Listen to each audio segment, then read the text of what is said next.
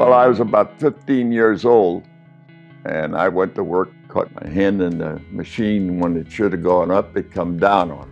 I'm very fortunate, though. I was not handicapped by the injury. I was still a cocky individual.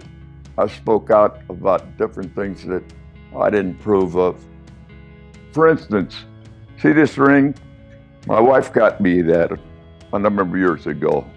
But when I got married, I refused to wear a ring around my finger. My attitude at that time was, you might as well put a one in my nose.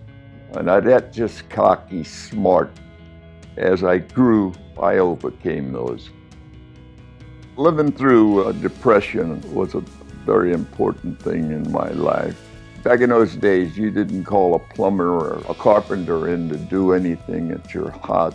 You got in there and you learned how to repair.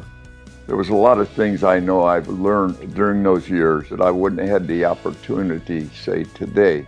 And they didn't hurt me at all. We grew up that way. We were always penny wise. We earned, and then we'd come home with the money, put it on the table. My mother then would take it, spread it around like if we wanted to go to a show, there was money there for something like that. You'd ride a streetcar. I think you could get on for a dime back then. This generation, they've been spoilt. They don't have the right attitude towards life itself. They think all this is coming to them. It's not. And they find that out the hard way, and then it really gets hard. You have 5 cards and they're taxed out. They're paying a tremendous amount of interest on each one. It's pretty sad. Hard for them to get out of something like that. When my second boy was born, and then my son was, I guess, 2 years old, but he was very smart and he could talk and do anything when he was 1. And he just looked up at me when we were at the hospital. See, all this was happening. Another kid was coming. There was nobody but him prior to that. He looked up at me and said, you know, Dad, we're going to have to stick together.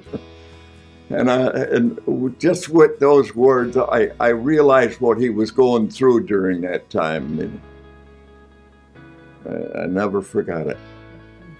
There really wasn't any help for alcoholics until I think it was 1936 that AA was developed.